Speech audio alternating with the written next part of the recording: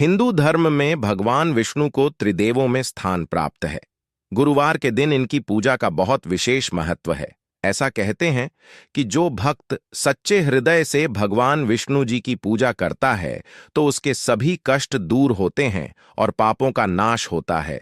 विवाह न होना, आर्थिक समस्या का होना और मानसिक शांति जैसी समस्याएं हैं तो ऐसे में गुरुवार के दिन कुछ आसान से उपाय करें जिनसे आपकी मनोकामनाएं पूर्ण जरूर होंगी।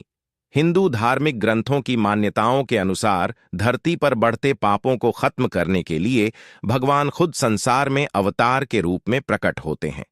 पर बहुत से लोग नहीं जानते हैं कि भगवान विष्णु की उत्पत्ति कैसे हुई।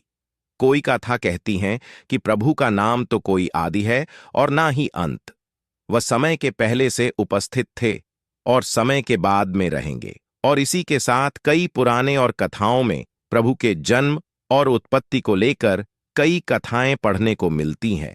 और आज इस वीडियो में हम भगवान विष्णु के जन्म से जुड़ी कुछ इन्हीं कथाओं के बारे में बात करेंगे, तो इसको अंत तक जरूर दें। एक है, परंतु आगे बढ़ने से पहले यदि आप चैनल पर नए हैं तो इसका सब्सक्राइब कर लें और आइकन को भी प्रेस कर लें और हमारे साथ बोले नारायण नारायण भा रहा है हमारा है। तो चलिए का कार्य आरंभ करते हैं। शिव पुराण के अनुसार भगवान शिव ने ही विष्णु को उत्पन्न किया है। चिरकाल में भगवान सदाशिव और माता आदिशक्ति वार्तालाप कर रहे थे कि तभी भगवान सदाशिव ने माता आदिशक्ति से कहा कि हे देवी, मैं चाहता हूं कि भूमंडल में दूसरा व्यक्ति भी हो। तब माता दुर्गा ने कहा, हे प्रभु, आपकी सोच में संशय गया था। आप सृष्टि के पालनहार हैं। आपने सृष्टि की भलाई के लिए ऐसा सोचा होगा। उस समय भगवान सदाशिव ने देवी दुर्गा के संवाद को सुनकर अपने वाम अंग पर अमरेश स्पर्श किया। इससे एक पुरुष की उत्पत्ति हुई जिसके देर से पूरा ब्रह्मांड प्रकाश में हो गया था। शक्ति के पंजाब से विष्णु जी का आविर्भाव हुआ।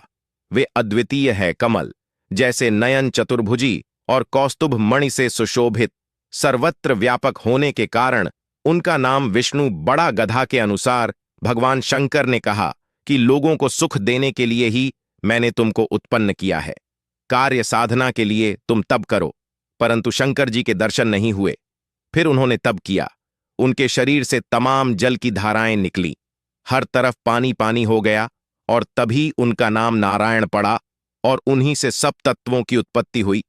कथानुसार सबसे पहले प्रकृति की उत्पत्ति हुई, फिर 3 गुना है जो कि है सात, रज और तम। उसके बाद शब्द, स्पर्श, रूप, रस और गंध की उत्पत्ति हुई और फिर 5 भूत की उत्पत्ति हुई। अब बात करते हैं विष्णु पुराण। विष्णु पुराण के अनुसार भगवान विष्णु निराकार परब्रह्म हैं, जिनको वेदों में ईश्वर कहा है।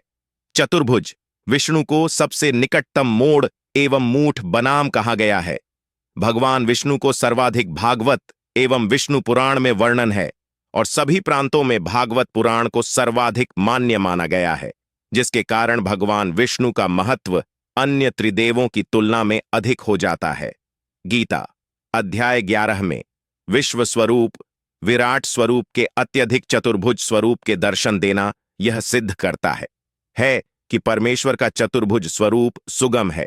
ऋग्वेद एवं अन्य वेदों में भी अनेकों चोट विष्णु को समर्पित है, जिसको विष्णु सुख भी कहा गया है।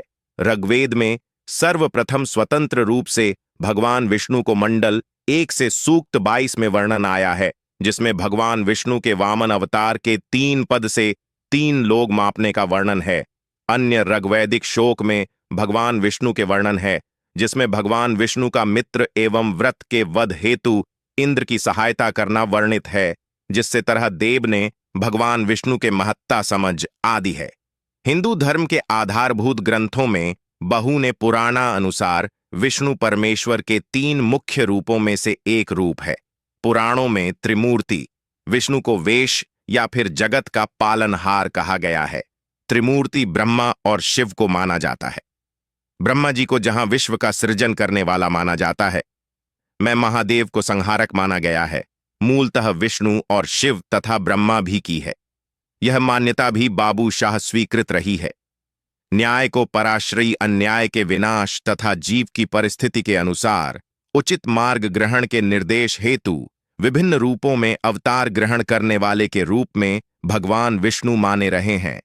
ऋग्वेद तथा ब्राह्मणों में उपला संकेतों को पुराणों में पर्याप्त परिवर्धन हुआ, कथात्मक भी, विवरणात्मक भी और व्याख्यात्मक भी।